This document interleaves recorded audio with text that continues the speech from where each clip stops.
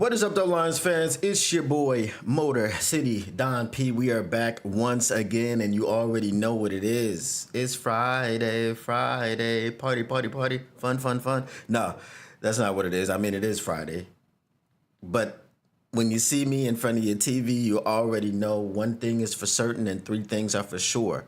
Number one, the Motor City Cats are indeed back at it. Number two, we came to give you stats and not none of that static. And number three, make sure you keep your Lions news pragmatic. That is perhaps the most important one of them all. We got the chat up in here ready to run. We got Brent DeWitt. We got Hassanin Mahdi. We got Mr. Morale 313. We got Here's Johnny. So we will get started. Welcome all. Welcome one. Welcome all. Welcome. All right, so we've got the Hall of Fame game, okay? We've got the Hall of Fame game that went down yesterday. Now, there are a few overreactions. Somebody told me that the Chargers cheated, and and the Lions should have won the game. First of all, no. Okay? No. That didn't happen. Nobody cheated. Okay? To be quite honest with you, I'm going to tell you like this. Okay? That's not a game where I was looking to see if the refs were doing anything crazy. I didn't care. and no one else should have cared. Like, no one else should have cared about the referee's performance. Nobody should have cared if Jim Harbaugh was over there eating hamburgers with, like UDFAs. No one should have cared if Connor Stallions was there stealing signals. No one should have cared because the game didn't and doesn't matter in the grand scheme of anything. But there are some takeaways. There were some good things that I saw out there. There were some bad things that I saw out there, and we are going to get to all of that. What up, though, David Bryson? I'm doing great. Basking in it for sure. Dear Shotty. All right. So there were some drops that I wanted to get. I forgot to get them. I wanted to, but I'm just gonna do them from my mouth. Okay? Pause. The first point of emphasis I want to talk about is the quarterback play. Let's talk about Kyle Allen. You are trash. Hot garbage. Okay? You are trash, Kyle Allen. You are hot garbage. I have a long-standing hatred for Nate Sudfeld, a.k.a. Nate Suckfeld, as I call him. Kyle Allen yesterday was looking like a reincarnation of Nate Suckfeld. The only thing that I would say is that Kyle Allen was slightly more accurate than Nate Suckfeld. Okay? Kyle Allen's interceptions came from lack of anticipation, lack of understanding what he was seeing. That is where Kyle Allen's interceptions came from. I don't care if it's the preseason. I don't care if it's the postseason. I don't care if the regular season. If you are a quarterback and you cannot see what you are throwing at, you do not belong on an NFL roster. I'm sorry. The first one, as a former corner, when he threw the ball, I said that's getting picked. As soon as he let it go. Because if you can't see the corner sitting on your out route, waiting to jump it, you have an issue. If you can't see a corner in your receiver's hip pocket, You have an issue, man. What are we doing on the football field when we can't see this clear and plain as day? Why did you throw that football, Kyle Allen?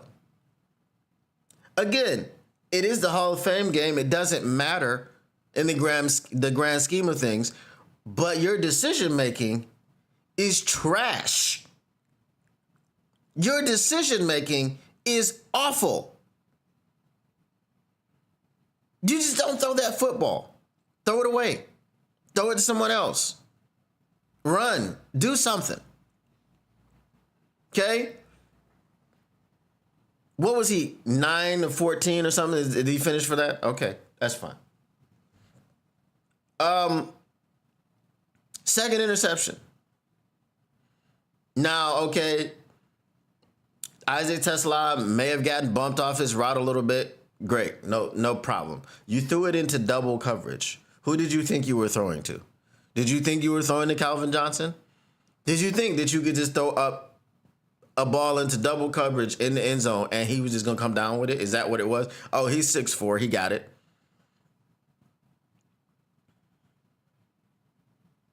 Kyle Allen, I will help you pack your bags and I will take you to the airport. You need to leave Detroit. That was so ridiculous. It made so little sense to be watching an NFL quarterback, I don't care if he's a starter or a backup, to not understand basic concepts of ball protection. At this point, we never hope that Jared Goff goes down for any stretch of the imagination. But if he was out for one series, Kyle Allen, if he's asked to throw a football, may come in and throw a pick. I mean, the interceptions were just bad. It's not like, ooh, this guy made a play. No, they were bad interceptions. The Hendon Hooker interception, yeah, that guy just made a play. There was really nothing Hendon could have done about that at all. Hendon put the ball where it needed to be, actually in his receiver's hands. Right? So it wasn't as much an interception as it was a stolen ball. Because the receiver took the ball out of the air. It was in his hands. It was in his possession. And the defender took it from him. He said, "That's my bike, homie." That's what he said. So that's not on Hendon Hooker. Kyle Allen, no. You should not continue here. All right, I'm going to see what y'all got before I move on to Hendon Hooker. What up, though, Tactical Sport?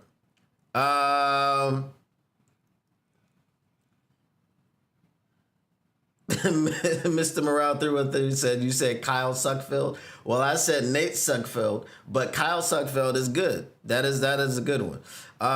From anyone, Bridgewater, Teddy Bridgewater want another paycheck. Please help me understand. I'm thinking Bryce Perkins, right? No, Brett DeWitt. No. Bryce Perkins would make me vomit. I'm sorry. I saw him play a few clips of him playing in the UFL. Nuh-uh. No, sir. Brad needs to quit playing and call Teddy Two Gloves and Big Z. Golf goes down, we're screwed. Exponentially. Right? And expeditiously.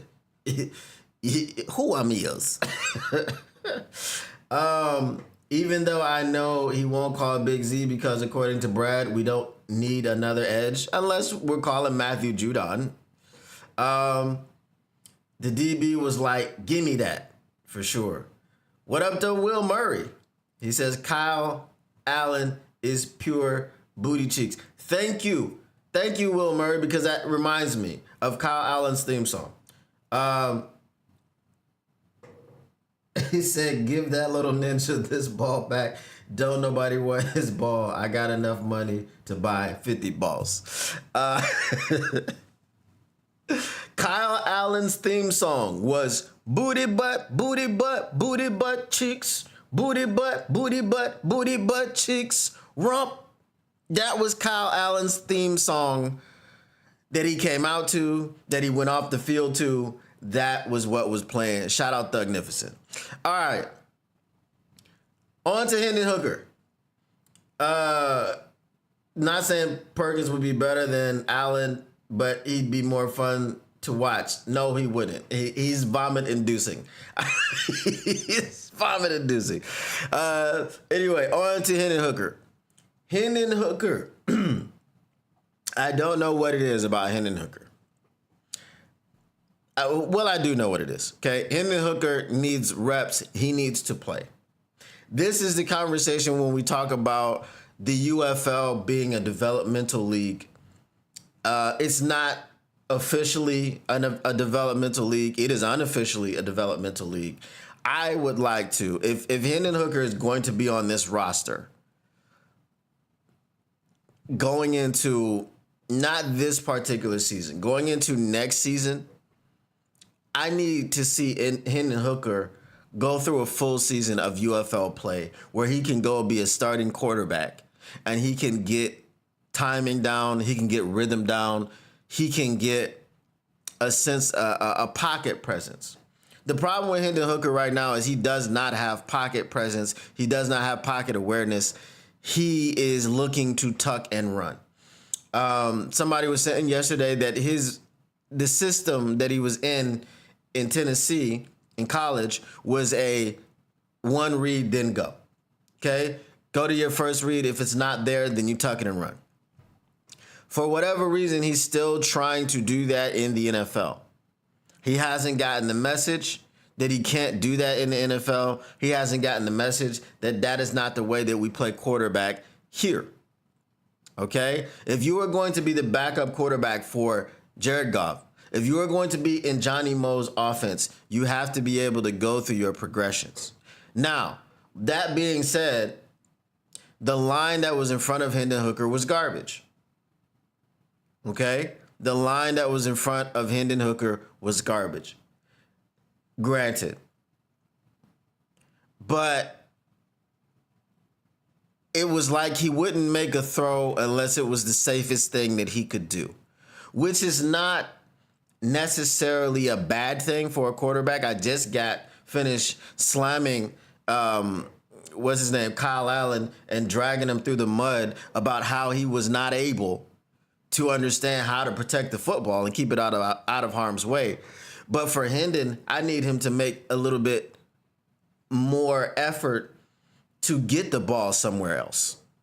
Okay? I don't want to say, ooh, that's a risky throw. Let me pull it down and run with it. He also wasn't effective when he would run. Right? At least if you're running, if you pull the ball down and run as much as he did, you pick up 30, 40 yards, I can live with it.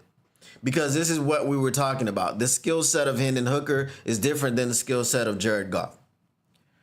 The skill set of Hendon Hooker would lend itself well to saying, okay, a backup quarterback is in here now. If he's not just going to be on script, if everything is not going to fall into place because the backup is there, there's less continuity with the players, the starters, and things of this nature. At least if it's not there, he can run and pick up 5-6 yards every time.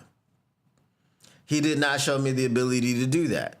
There was one play in which I don't know whose fault it was if it was his fault or if it was his fullback or H-back, whoever was playing that position. He didn't leak out far enough. He didn't give Hendon a lane. I'm not sure if it was a design run or if it was a run where Hendon just kind of pulled it down. Okay, but it went for a loss of yards in the backfield because the operation back there just wasn't working out. Okay. So for Hendon Hooker, he needs polish. He needs reps. I mean, he's not going to get the reps that he needs at training camp. He's not going to get the reps that he needs at practice. He needs to be in a situation where the bullets are flying, they are live, and it means something. For him to be able to stand in the pocket and throw a football or stand in the pocket and go through at least 2 reads. Damn, give me 2 reads, man. Give me 2 of them right now. I'm not asking you to go through 4. I'm asking you to go through 2. Can you give me 2? Because that's all I need. At least something. Right? Right now, he looks like he's afraid in the pocket because of the way that he just wants to pull it down and just run, just bail on the play. This is why Hendon Hooker is not your backup quarterback.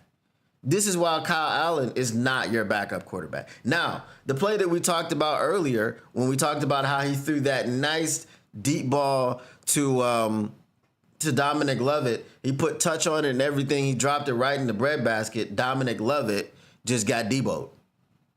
This is my bike, punk. Right? Yeah, it's both of ours. We'll just keep it at your house. Okay. That's what happened to Dominic Lovett. That play was of no fault of Hendon Hooker's. Okay? It wasn't at all. However, the rest of his performance, not going through reads, not doing what he needs to do, as far as being a quarterback in the NFL, that is all on Hendon Hooker. And I don't think he's going to be able to fix it from the bench. Hendon Hooker needs to play, okay? He needs to go through an entire season as a starting quarterback in the UFL, not in the NFL. Okay, don't get it twisted. I'm not saying Hendon Hooker needs to play over anybody. Hendon Hooker don't need to play over Kirk Cousins at this point, right? Who's the worst starting quarterback in the NFL right now? Hendon Hooker doesn't need to play over him. Okay, Hendon Hooker needs seasoning. He doesn't have it. Okay, so again, for the people that thought Hendon Hooker was trade bait and trade value and all these things, I tried to tell you, I tried to warn you, it ain't going down like that. All right, let me get to your your comments in the chat before we move on to the solution to this problem, because I've got a doozy for you, and I think you're gonna like it. All right, let's see. Where are we at with it?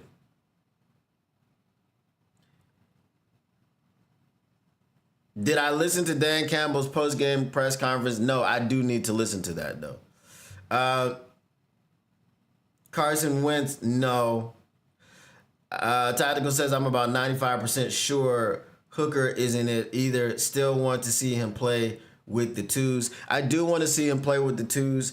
I did make that comment yesterday when we were watching the game. I think he's your starter for week 2 in Atlanta. I don't see how you can trot Kyle Allen back out there. This is not a redemption tour. We're not looking to give him another shot. Look, he was terrible, and he was terrible because he was terrible. Okay, let Hendon Hooker go with the twos. Let him go with, Tate Ratledge will probably be playing this second game. Let him go with an offensive line that doesn't consist of Giovanni Manu getting cooked in pass protection. Okay? And I'm not saying anything against Giovanni Manu because no one expected Giovanni Manu in year 2 to be doing anything. He's a developmental player that came from British Columbia, Canada, university out there. Okay? Go look at the film of Giovanni Manu in Canada, in British Columbia, okay, in university. It looks like he's on a high school football field playing against high school football players. Just go look at it, okay? So the level of competition coming into the NFL, the leap is so much greater than anyone else has had when you're coming from a traditional American college than when you're coming from somewhere in Canada.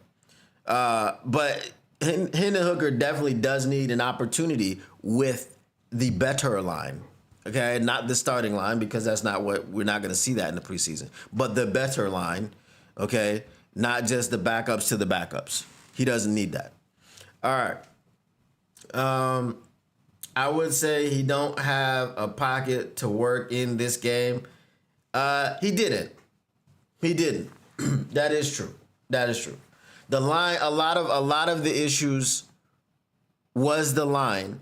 But the only reason that I point out not having pocket presence and not, pulling it down, wanting to run, it seems like every time he gets in, he does the same thing, right? He just didn't have anywhere to run today or yesterday. Wentz would be a major improvement. Wentz has a strong arm.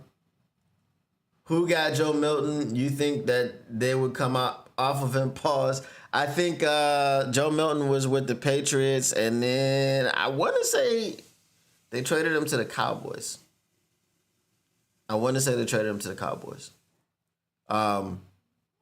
Which is interesting. Let's see. TaylorMade Media, what up, though? He said, did you peep the tape on Hooker's helmet so he could get the call? I did. Kyle Allen didn't have that. Too busy staring down his target. The Lion King says, meet the reformed Jared Goff hater. Even Goff looks good after watching Hooker. He's trash. 15 yards of total offense second half. Lion King, welcome. J-Rod says, I'm not SOL. This is in a joking manner. Our defense made Lance look good. Okay. I would like Joe Milton. That's a great call. I'm not passing judgment on Hooker until I see him with the twos next game. Hopefully he plays better. Do they give Hooker more than a half? I mean, in the backup quarterback battle, I don't know why you would give him more than a half, but I want him to get the first half, and I want Kyle Allen to get the second one, where he's now dealing with the inferior weapons and protection. All right. So my take on how we fix this debacle that we have in the quarterback room. I was half listening to, and actually I wasn't listening to it. I didn't click on it. I don't know. I was listening to something else and it finished. So The Odd Couple pops up with Rob Parker and I think his name is Kelvin Washington. I believe that's his name. Obviously Chris Broussard is on first things first, so he's no longer there. The question that they had was, is Trey Lance the biggest bust in NFL history? Kelvin Washington's take was he's the biggest bust in NFL history because nobody lets him play. You don't even think about him when you think about busts, which is why he's the biggest bust. That was the most asinine take that I've heard in a while. Everyone knows Jamarcus Russell is the biggest bust in NFL history. Now, Trey Lance not being allowed to play, like, oh, no one even gives him a chance. Even the other busts had this season or that season that they played through, and you could see that there were busts. Okay, let's go over Trey Lance's career again. He gets hurt his first year in San Francisco and misses the rest of the season. In comes Brock Purdy. Brock Purdy does his thing. They move off of Trey Lance very quickly because Brock Purdy is out there doing his thing and they felt that they found someone. Then he gets traded to Dallas, who Dallas gave up a 4th-round pick for him. He wasn't supposed to play in Dallas, okay, because they already had Cooper Rush. That goes down. Cooper Rush steps in because that's what's supposed to happen. Cooper Rush is your backup quarterback. Trey Lance was a developmental project that you thought you could groom in the mold of Dak Prescott. Now, he's on his way to the Los Angeles Chargers. Trey Lance looked better last night, than any quarterback behind Jared Goff that we have on this roster. Trey Lance looked poised. He looked efficient. He did not put the ball in harm's way. There was one play. I'm trying to remember. Rakestraw got his hands on it, but I think it was a penalty. I don't know if the penalty was on Rakestraw. My earbuds weren't charged at that time. I don't know if it was on Rakestraw or someone else, but it was illegal hands to the face on the defense. So even if Rakestraw did get his hands on it and did pick it off, it would have been called back. What do y'all think in the chat about calling Jimmy and going, hey man, we'll give you a 7th for Trey Lance? Everyone is saying Carson Wentz. Last time I saw Carson Wentz, he was leading the Kansas City Chiefs to a 34-0 beatdown. Was it 34-0? Right?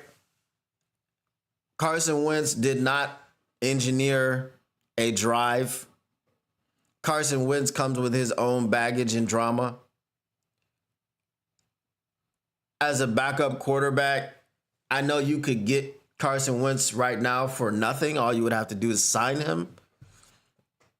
Would he be better than the options that we have on the roster currently? Yes, 100%. I'd rather, understanding how this team develops quarterbacks, understanding how this team has a team that does, that handles the development, I'd much rather see a Trey Lance than Carson Wentz. Carson Wentz had his time in the sun. Trey Lance, to Kelvin Washington's point, hasn't even really played in this league. Carson Wentz was supposed to be on an MVP trajectory until he got hurt. Okay? So, listen, you do know that when you're playing games in the preseason, when you're doing joint practices, which is that we didn't do joint practice with the Chargers, but all these things, it's part of the evaluation process. Do you think that Dan Campbell walked out of that game after watching Trey Lance carve up the team saying, yeah, I don't think I would like to have that guy at all? I would much rather see Trey Lance trotting out there behind Jared Goff than Hendon Hooker or Kyle Allen. And he's not going to cost anything. Yeah, it'll be a 7th rounder, but so what? So what do you guys think in the chat about Trey Lance? Let's see. Do you think we give our starters a quarter, can't afford to have them come out flat game 1? I think, what was it? Probably they might go to the old format of the dress rehearsal in game 3. Maybe. Let's face facts. I could take snaps from my girl Kay. Again, we are in top chat instead of live chat, so I'm not. See, Kay, they be the chat filter thinks you're trolling. Let's see. And now I lost it since I put that up there. Oh, okay. And we win. Pause. The Lion King says, I like Browns backup black QB. What do you mean, Shador? Shador is an option that I heard floated. Obviously, the Browns are dysfunctional. I think it was the coach or somebody said that they didn't even want to draft him, but they had to because, the owner stepped in, Jimmy Haslam. So I mean, if you want to come off of Shador for a 7th rounder, I would take Shador. The question is, does he fit the culture? That is the question that everyone is going to ask. Is he going to be a distraction from the backup situation? And we don't know that he is or that he will be. This is the same situation that happened with Cam. Okay? Cam, for all intents and purposes, was a model citizen in not Carolina, in New England. All this stuff about the bluster and the personality and the this, that, and the third thing, it didn't happen, but they still let him go. Now, the thing that I would say about Shedeur is he doesn't have the other thing that Cam had, which is respect of players around the league, younger players growing up watching him play, all these things. So Cam was a polarizing figure to GMs and coaches and owners because they're like, if our guy goes out there and he doesn't do well, there's going to be a revolt in the locker room from the people in the locker room who are supporting Cam Newton. So basically they're thinking it's going to be a split locker room. Cam supporters versus non-Cam supporters. You don't want that kind of uproar. And even if it's not Cam's fault, I can't understand that sentiment.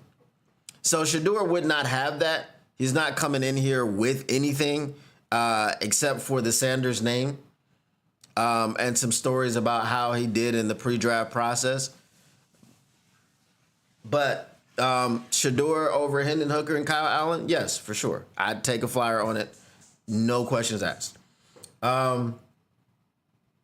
Wentz would be a good third string. We don't have one. We don't have a second string. So let's get the second string first before we worry about a third string. Kirk Cousins. I think Kirk Cousins costs too much money to be a backup, right? He costs too much money to be a backup. You know how Kirk is getting down. He's dealing with those.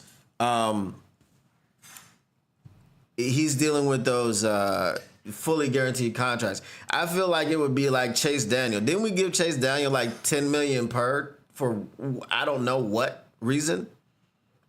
It's something crazy, like $10 million per to be a backup for what?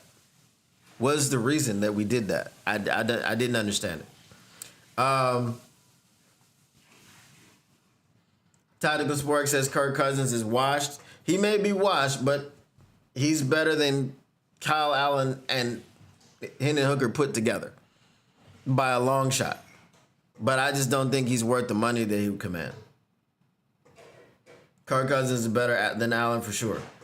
Yes, Cousins is better than Allen, not by much, but better. And I think from what I saw last night. So if you didn't watch quarterback, Kirk Cousins' whole body, his mechanical system was broken.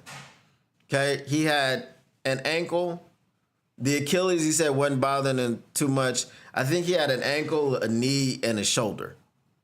So that stretch where he went before he got benched, where he was just throwing all them picks every game, was because he was mechanically impaired. He couldn't push the ball down the field. He couldn't fit the ball into the spaces that he normally is used to being able to do. I've watched Kirk Cousins pretty much his whole career. I mean, you know, we had a front row seat to Kirk Cousins with the Vikings. We didn't beat Kirk Cousins a whole lot. You know, like Kirk Cousins would give us work, right? So that Kirk Cousins, yes, the one that was injured and mechanically impaired. No, he's better than Kyle Allen, but not much. But y'all didn't say, nobody said anything about Trey Lance. We bringing Trey Lance in or what? All right.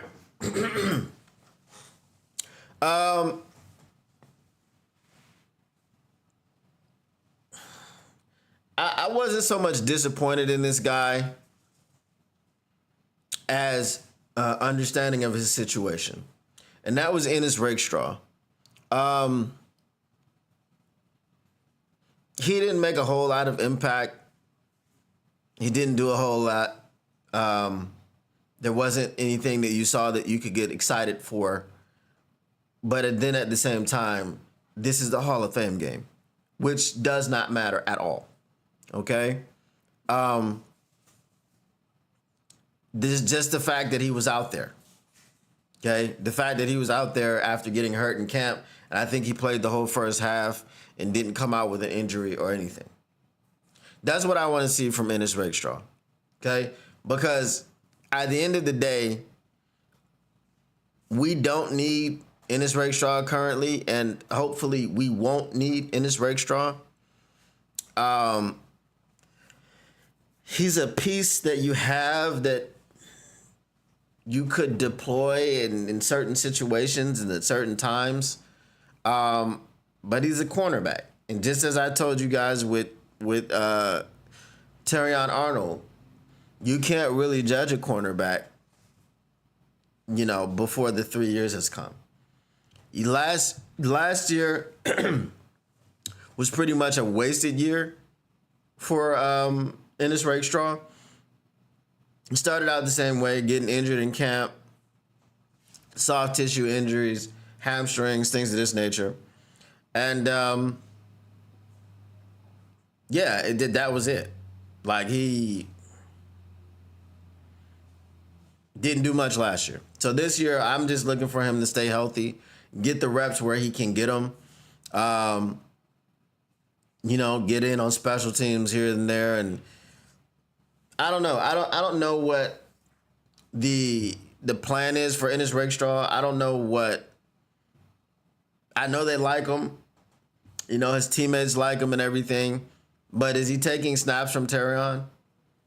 Is he moving Terrion to the inside and then you're going with Ennis Rakestraw and DJ Reed on the outside? I don't think so.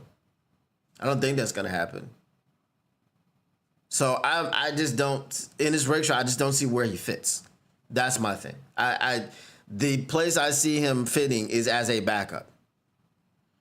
Okay? And you don't ever want to see the backups.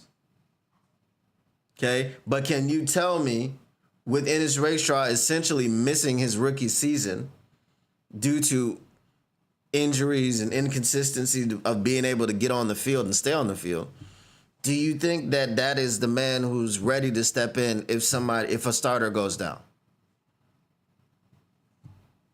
I don't believe so. So they say he'll be fine. They think he'll be fine. Maybe he will be. I don't know, but I didn't see too much out of him.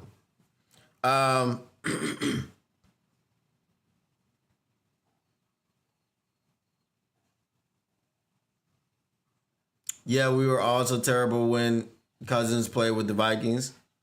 Facts. Facts. Good on Trey Lance. But like I said last night, give me Teddy Two Gloves or Jake Fromm State Farm. So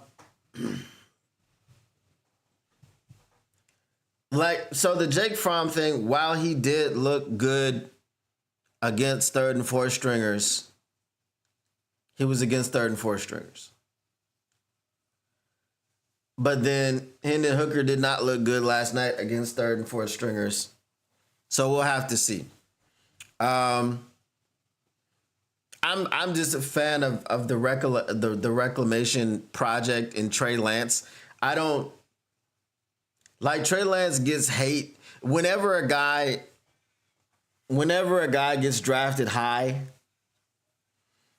and he seems like a bust. It seems that people like root for them to be bust forever. Trey Lance's drafting was malfeasance. And it was malfeasance by the San Francisco 49ers. Trey Lance never had a chance, really, in San Francisco. And when he was in there, he didn't look great, but he also was a rookie. So he's bounced around. Like I said, I was happy for him last night because he didn't throw a pick. And that's progress. He got in the game and did not turn the ball over. While he did have command of the offense and while he was working it up and down the field. And that brings me to another point. Brent DeWitt says, I'm not a fan of Rakestraw, but he didn't look like he was 100%. Actually surprised they played him. I'm giving him a mulligan. So, see, Brent, that's why I can't give him a mulligan. Because if he's just if he's just gonna be injured to the point where it's like, okay, well, we just gotta throw him out there and hope for the best. What are we doing?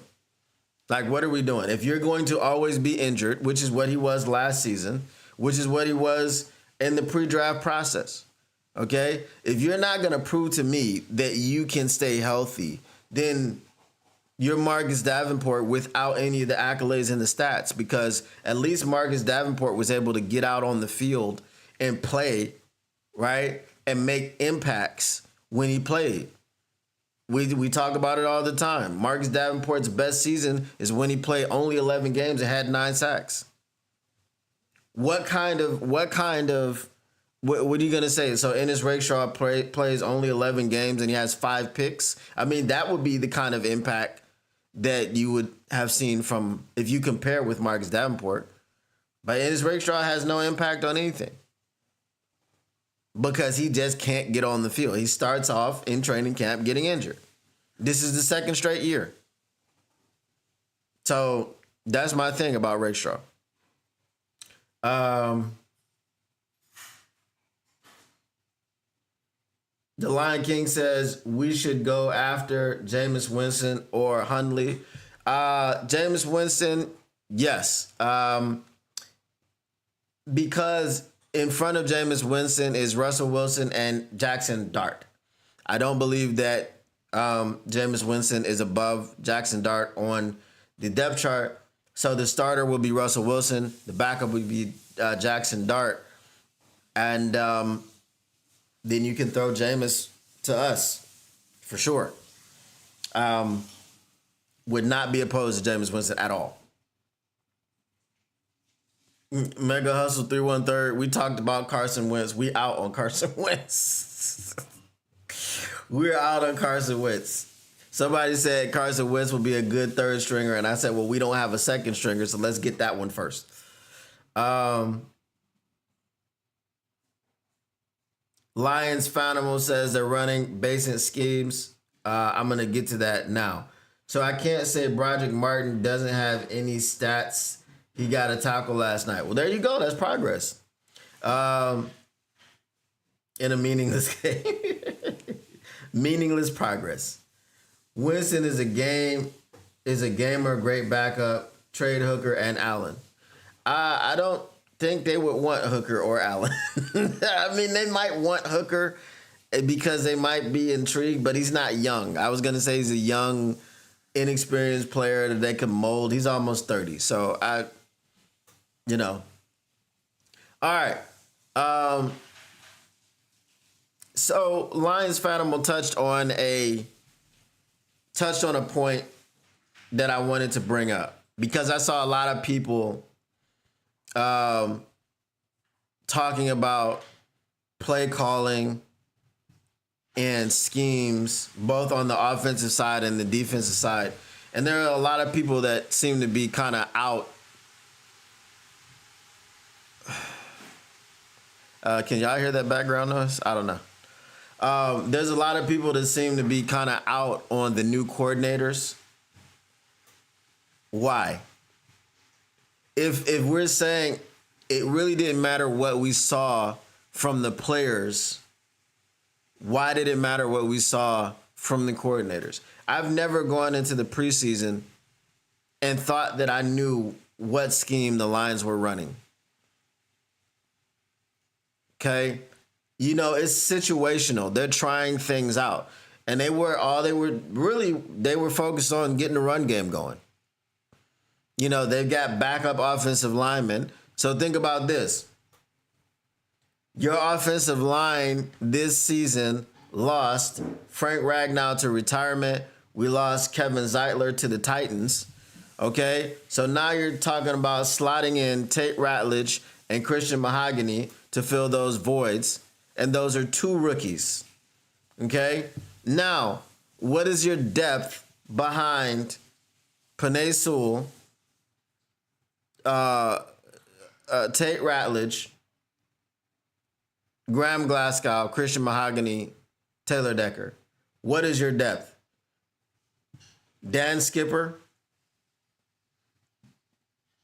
who had a low ankle sprain and walked out with a walking boot. But if it's a low ankle sprain, that's only like a couple weeks.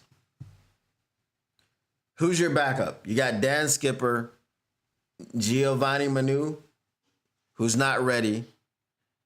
You got Kingsley Aguakun, Kobe Sorsdal, which I don't know why he's still on the team. Coyote Awasika. Okay. So that's your backup line. So you want to get them some run because if anything happens on the front line, you got to know who you're plugging in, who can do what. So it was very basic, very vanilla. It wasn't, they took a couple of deep shots. Johnny Mo has talked this whole offseason about wanting to be multiple, about wanting to bring back the explosives, about wanting to take shots, making people uncomfortable, keeping defenses off balance. You didn't see any of that yesterday because you weren't supposed to. Right? If you thought the play calling was bad, your expectations were too high. You wanted to see too much. And that was never going to happen yesterday. Hell, I wouldn't even be surprised if it's the whole preseason that you don't see anything except for this vanilla stuff.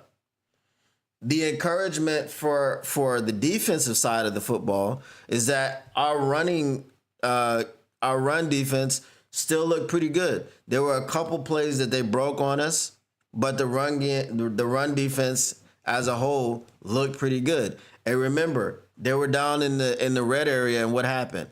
Perfectly timed run blitz. Perfectly timed run blitz. Okay? By Coach Shep.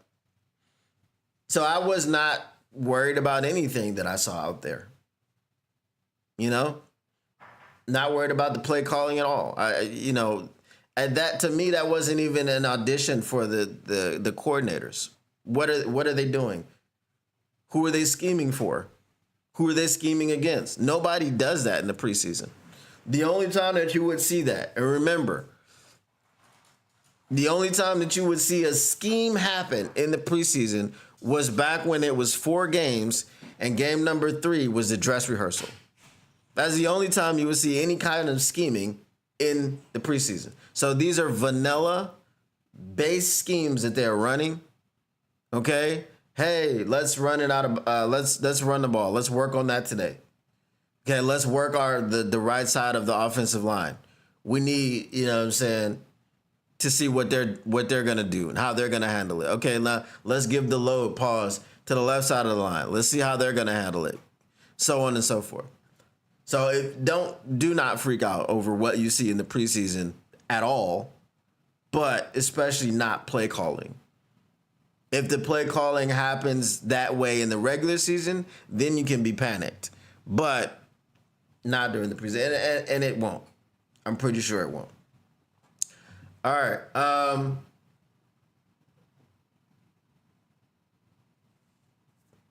Didn't Skipper get banged up last night? Yeah. The Lion King preseason plays are at best vanilla. Facts. I like both coordinators. John Morton already won me over by calling his plays in the upper booth. Right. You said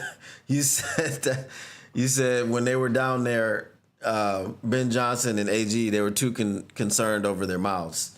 Effort and willingness to get out and tackle or block. It's all about the microscope, looking at the, what is that? Integrable and all that stuff. Intangibles. Those players were supposed to come out and show why they shouldn't be cut. None of them did. None of them did that other than Tesla, but he's going to make the team anyway. I think Tesla did that. I think Rock Yassin, he was a bright spot. So Ahmed Hassanin, we'll get to that. Ahmed Hassanin was PFF's #1 graded player on the Detroit Lions. He had 4 tackles. 2 of them were solo. He got a little pressure on Trey Lance, but again, Trey Lance, actually, so this was the thing that impressed me. Trey Lance using his mobility to be a passer. Okay? Trey Lance using his mobility to be a passer. Trey Lance escaping the pocket, keeping his eyes downfield, and completing passes, completing throws on the run. This is what impressed me about Trey Lance. Right? And for all of the Kelvin Washingtons and he hasn't had an opportunity to play in the league. He hasn't. But you know what he's not doing? As soon as the ball's not there, pulling it down and running with it. Okay? So, I mean, Hendon Hooker's going into what? His third year? Trey Lance is, I think, going into his fourth year. Right? Because he's been on a different team every year that he's been in the league. But I think his first year was all San Francisco, and I think they traded him in that offseason to Dallas. And then, yeah. So he completed a year in San Francisco. Then he did Dallas. Or was he in San Francisco for 2 years? Yeah. I think he was hurt the first year. Came back the second year. Brock Purdy was the starter, sat there. Then they traded him after that year. They traded him to Dallas. Then he was on Dallas for 1 year. Then he went to, now he's with Los Angeles. Yeah, so this is his 1, 2, 3, fourth year that he's starting. Okay? Trey Lance I think he only played really 5 games before he got injured. I think he got injured in week 5, something like that. They were like 3-2 when he went out or something. So, yeah. You know. Now, Trey Lance wasn't great. I remember that Bears game where they lost to the Bears somehow, and it was like, how did you lose to the Bears? Sloppy, rainy, wet puddles on the field. I think it was like a 16-13 type of score or something like that. So, yeah.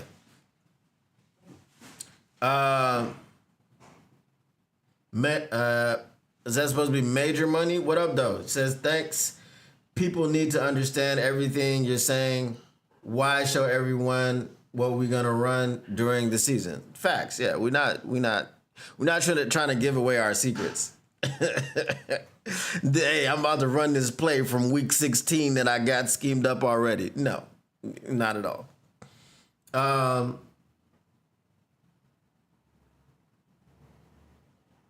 Let's see him do that with Hutch on his ass. Smash that like button. Yes, please do. I appreciate y'all. What up, though, K? He says Trey Lance is a second string QB. Yes. Yes, K, he is. And that's what we're talking about. That's what we're talking about. We don't have one. Kyle Allen is not it. Hendon Hooker is not it. Me talking about Trey Lance is as a backup. I am not asking you to bring him in here to compete for nothing. I'm saying if you brought Trey Lance in as a backup, I'd feel more confident in Trey Lance being my backup than either of the options that we have on the field right now. Kyle Allen and Hendon Hooker. I'm sorry.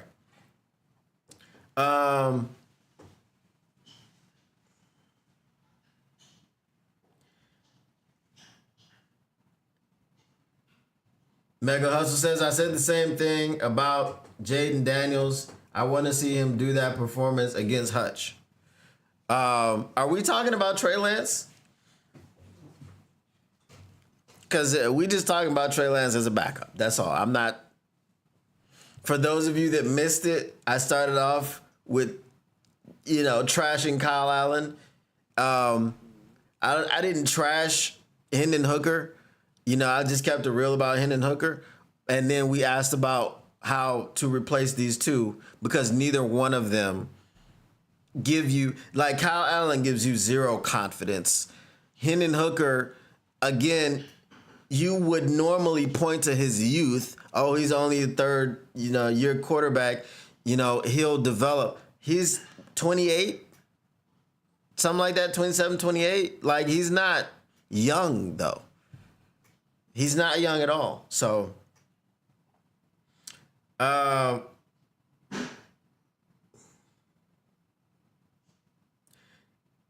this is Kay. You're making my point. He says, "Don't be so fast." He was going against third and fourth stringers from the start, even a couple potential starters and second stringers on Lance's team. That's my point. Lance looked the best out of all three of the quarterbacks that played, and they were all going against the same level of competition. As a backup quarterback, if you can't look competent against third and fourth stringers, you shouldn't be a backup quarterback. Kyle Allen did not look competent versus the same level of competition that Trey Lance was playing against. Okay? Hendon Hooker, for the most part, did not look competent against the same level and even worse level because he played in the second half. You feel me? So he had even a lesser level of competition to go head to head against and still couldn't get it done. Okay? Did not look good at all. That's my point. I have a second monitor. What you mean? What do you mean I need to get a second monitor? I got two.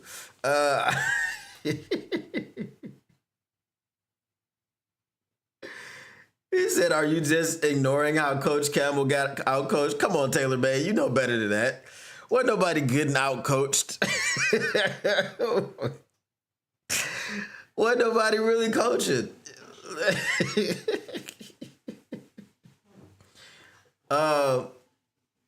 Major Money says Hooker looked so scared to throw the ball.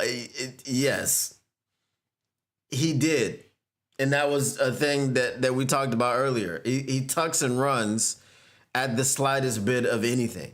You know, now the couple times that he stood in the pocket and actually threw the football, it looked decent. Like I said, that deep ball to Lovett was a perfect pass. It's just Lovett got Debo'd.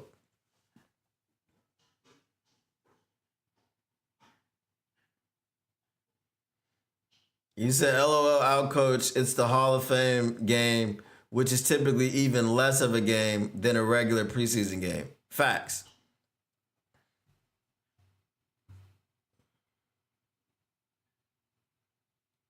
Um, the Chargers were also in evaluation mode. Their first round running back, you know how many carries he had? 2. He got 2 carries and they got him out. Right? None of the starters played for the Chargers either. Lab McConkey wasn't dressed. Justin Herbert wasn't dressed. Hell, even QJ wasn't dressed. QJ needs to be playing in the preseason because he's not good.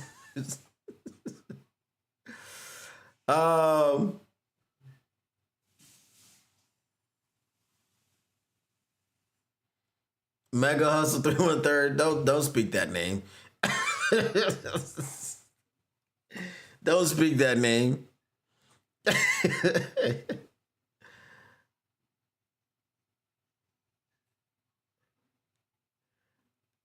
Oh, because I look down? I mean, I could just put it over here and look over here. Yes, I can.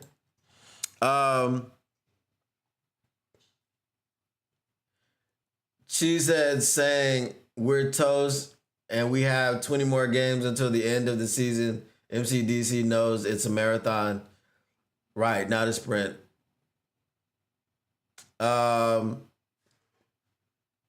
Cedric Sweeney says Hooker doesn't call the plays.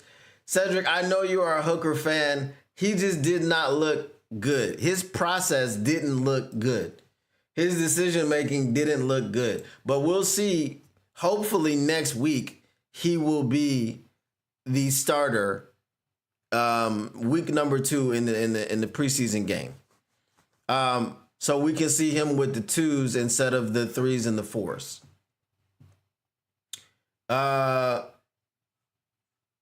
Major Money, it was a few routes underneath that Hooker would not look for at all. That was my point. It was one read and run. It was one read, tuck, run. You know. But again, he did not have all the time in the world. I mean, he was playing against the backup. I mean, he was playing behind the backup offensive line. So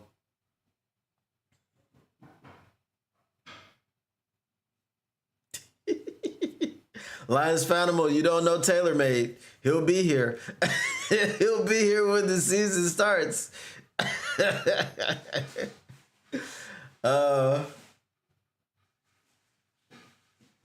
Cedric, you got here late. I demolished Allen from the beginning. I demolished Allen. Nothing looked good about Allen at all. Yeah, he says, "Oh, we're attacking Allen. I've seen everything I need to see from Allen. They should have left him in Ohio." It'd be like, Kyle, go ahead and enjoy the Hall of Fame. Go walk around, talk to some of the inductees, and talk to them about their work ethic and how they got to where they are today. And maybe on your next team, you can apply some of the lessons that you learned. But you ain't coming back to Lions headquarters.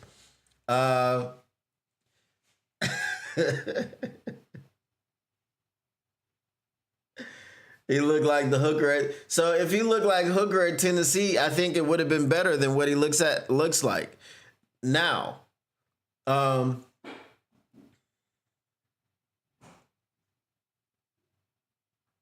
It was 3rd and 3. They called for him to throw the ball when they could have called from a running play. So again, when they evaluate the quarterbacks, they don't care if you pick up the 3rd and 3. They don't care about, because it's the preseason. So throw the football, right? Can you make the right read? Can you make the right decision in this situation? That's what they wanted to see on that play.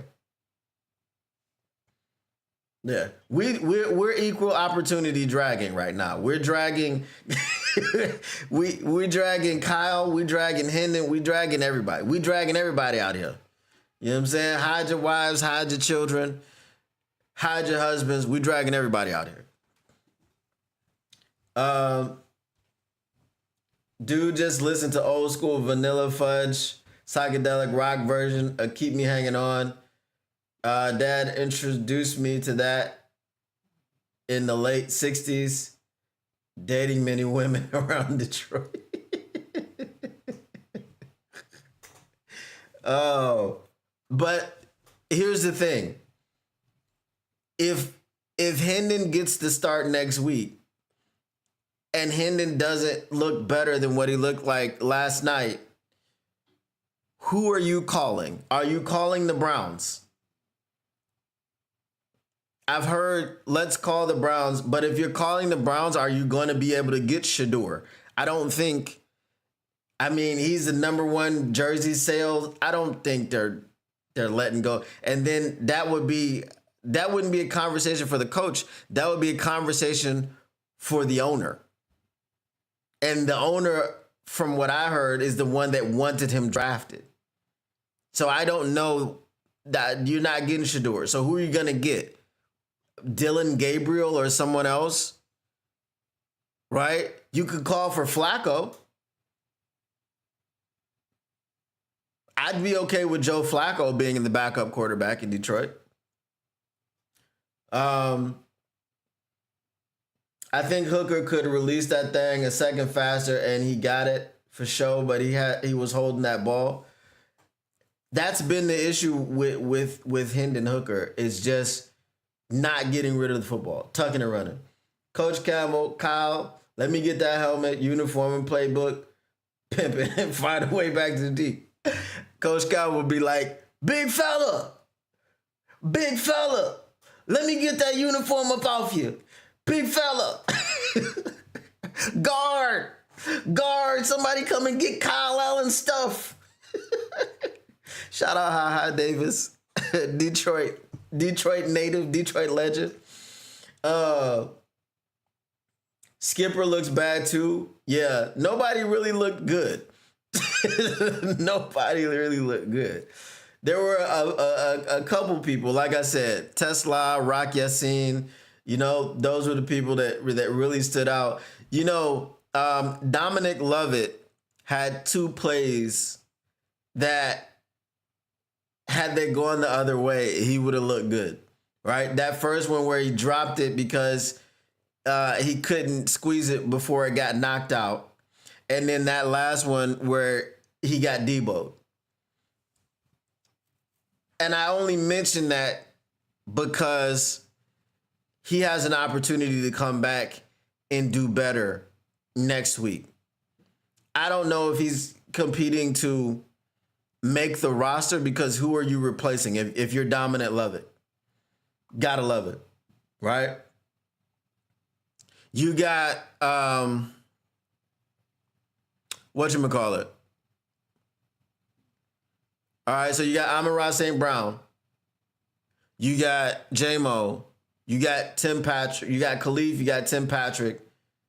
And you got Isaac Tesla. How many receivers are they keeping? Do you think they keep more than 5? Do you think they keep 6? Okay, because if you keep 6 receivers, then you've got to take from somewhere else.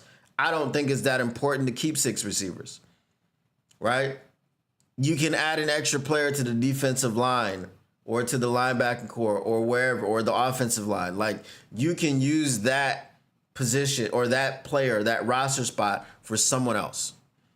So I don't know that Dominic Lovett actually makes the team. I think he's a prime practice squad candidate, which is fine. Allen was playing like Sam Darnold against Aaron Glenn's defense last season. He was seeing ghosts for sure. Don't want Sanders, too much distraction. Yeah, that was the point before. I think he's better than Kyle Allen and Hendon Hooker put together, but is he a culture fit? He's not going to be, I don't think he's going to be the distraction that would come with having cachet. He has no cachet. He's never done anything in the NFL. He hasn't played a snap in the NFL, not even in the preseason. We're the only ones. The Chargers and the Lions are the only ones that have played snaps in the preseason. So, but obviously when the Browns do play, everyone's going to be coming in, watching that game for Shedeur Sanders. So I get it. Psychedelic. David Bryson says Teddy Bridgewater.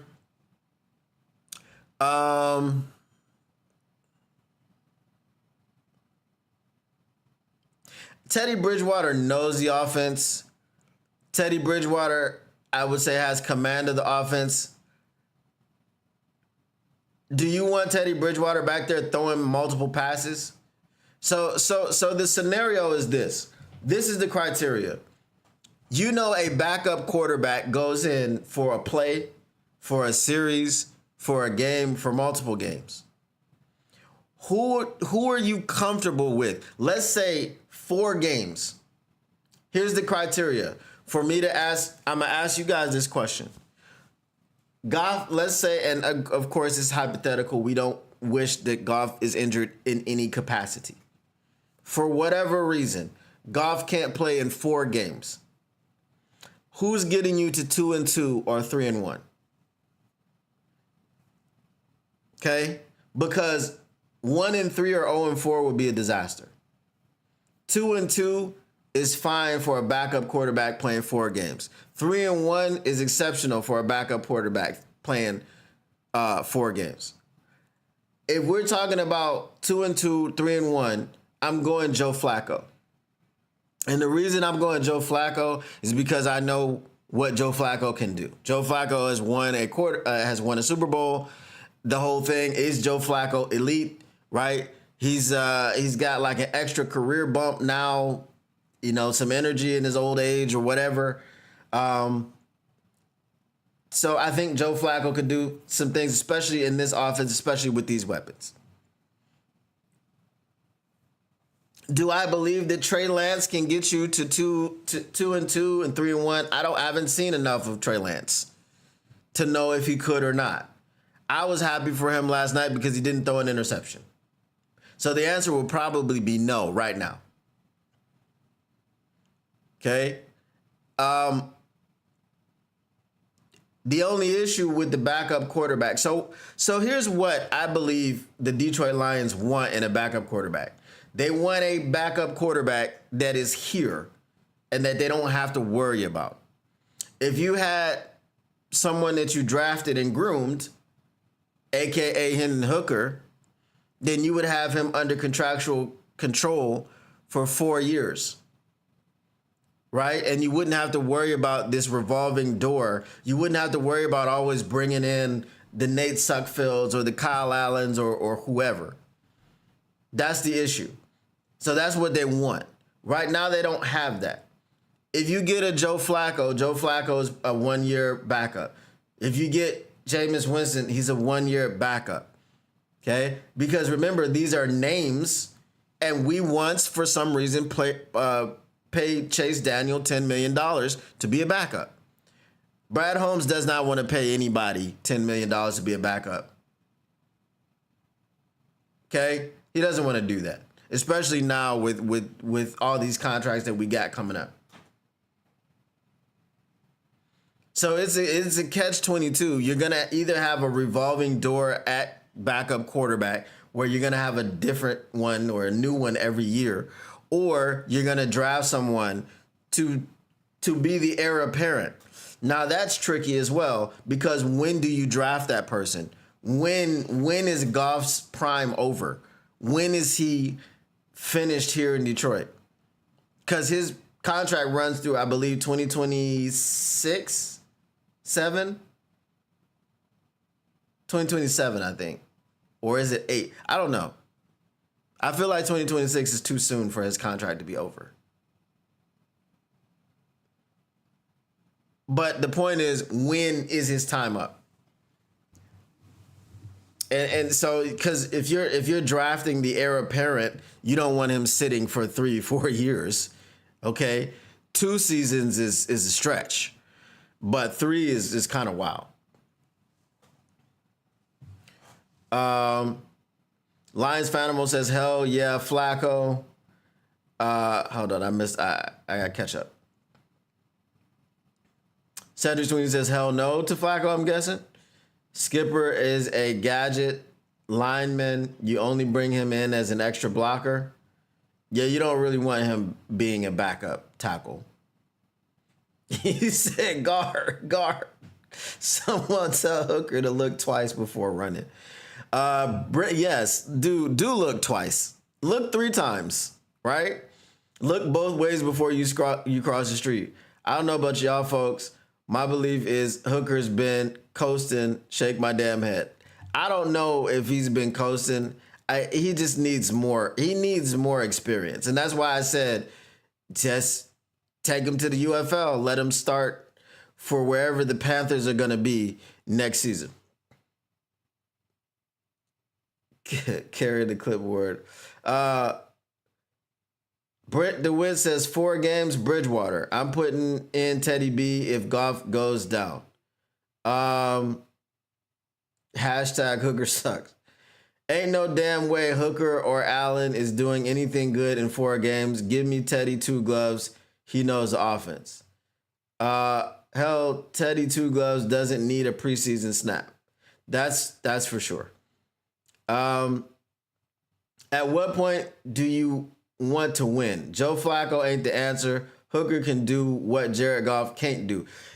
But Hooker can't do it at an efficiently. That's my point. He can run and everything. Did you see the game yesterday, TaylorMade? Were you impressed with what you saw from Hendon Hooker? Bridgewater's better than the Hooker for sure. Pay Ragnow to come back for 2 years at QB money. Trade him for a CFL player. If you pay him to come back at CB money, at QB money, how does that help us with the fact that we don't have a QB? You're gonna give Ragnar QB money, but we still don't have a QB. Oh, that's funny. All right, y'all. Mailbag. What you gonna do? What you gonna do when they reading you? Mailbag. Snick. Mailbag. Get your mailbag questions in. Get them in. Bask in it. All right, we're going to do a few mailbag questions before I stab out. So go ahead, get them in. Rapid fire. I know Taylor May got some. I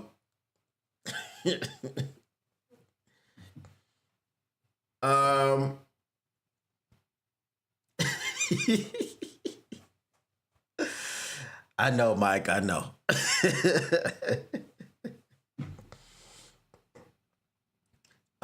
Golf will be standing at the end of the day. That's all that matters. Yeah, but I mean, it only takes one play, and then again, you have no quarterback to do anything but lose. If Goff had to go out for an extended period of time, I mean, he played the whole, what was it, the second half of the Texans game on an ankle that he shouldn't have been playing on. So,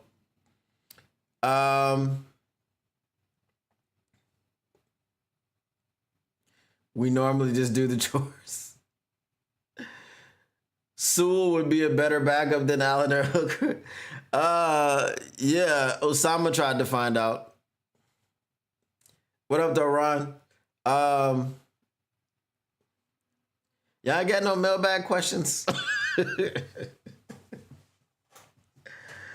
St. Brown and Gibbs can make things happen. Not. What do you mean? As passers? Because if you ain't got nobody to throw the ball to St. Brown, and then all you can do is run with Gibbs and Monty, that's not gonna work. Because I'm stacking the box. Hey, let's put 10 in the box. You know, because they can't throw, so we'll put 10 in the box. You know, we'll chip the wide receivers going out, and by that time we've crashed down to the quarterback. It's a sack party. Mailbag, who should get this start next weekend? Hendon Hooker. Hendon Hooker definitely should get the start next weekend. I don't want to see Kyle Allen on the field again. And they should bring in a camp arm to be the third string. Maybe bring in Jake Fromm to be the third string. And let's get Kyle Allen a hotel in some, unregistered or undisclosed location. A rumor is Bears are trading for Micah. I think he costs too much. Unfortunately for you, the Bears is not a place Micah's father said that he wants to go. If y'all haven't seen that yet, Micah Parsons has officially requested for a trade out of Dallas, and he cited Jerry Jones and his BS as to why he wants to get out of Dallas. And his father has said that the three places that he would like to go are Pittsburgh to play with J.J. Watt, Detroit to play with Aiden Hutchinson, and I don't remember the other place, but it definitely was not Chicago. Yes, Captain Hook should bounce back against the Falcons. What just happened to my chat? Okay. Monty was a QB in high school. Facts. I mean, he did throw a nice little dart to Sam Laporta last year. Safety battle in camp, Jackson or Kennelly. I mean, I feel like Kennelly is winning. I saw him do something yesterday. I didn't see Jackson do anything. So I saw Kennelly lay somebody out.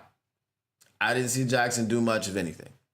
So I saw somebody run past Jackson. That's about it. But yeah. All right. we're gonna go ahead and wrap it up. This is the show. The weekend is coming. Everybody, enjoy your weekend. Do not be too depressed about Kyle Allen and Hendon Hooker because it might lead you to drink, and we don't want that to happen. All right, y'all. The Motor City Cats are indeed back at it. We came to give you stats and none of that static. Whatever you do, make sure you keep your Lions news pragmatic. Appreciate y'all once again, and we are out. Peace.